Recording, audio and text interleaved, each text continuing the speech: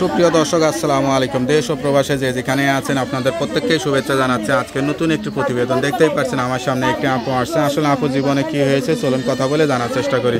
আপু আসসালামু আলাইকুম। ওয়ালাইকুম আসসালাম। আপু আপনার নাম কি? বৃষ্টি। বৃষ্টি আপু কেমন আছেন আপনি?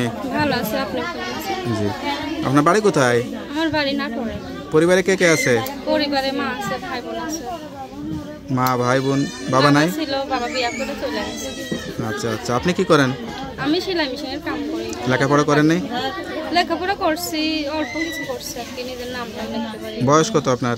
19 বছর। 19 বছর। বিয়ে শাদী হয় নাই? এখনো বিয়ে শাদী হয় না। তো বিয়ে শাদী দিচ্ছে না কেন, যেহেতু লেখাপড়া করেন না? বিয়ের সম্বন্ধ আসে কিন্তু যৌতুকের কারণে বিয়ে হয় না, বুঝেন না?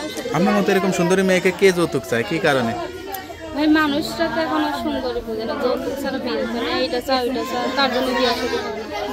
এখন ইচ্ছা আছে যদি কোনো মনের মতন একটা মানুষ পাই যে আমার দায়িত্ব নেবে, আমি তার কাছে বিয়ে শাদী করবো।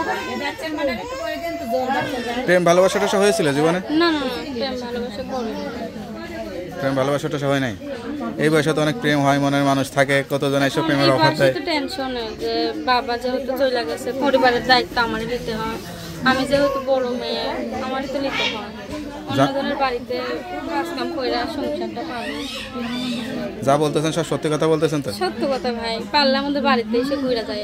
অবশ্যই, যে বিয়ে করবে তারাই আসলে যোগাযোগ করে আসলে বিয়ে শাদী করাটাই উচিত। ছেলে হোক আর মেয়ে হোক, দুই পক্ষ যাচাই বাছাই করে বিয়ে করলেই আসলে সব কিছু সঠিক পাওয়া যায়, তাই না?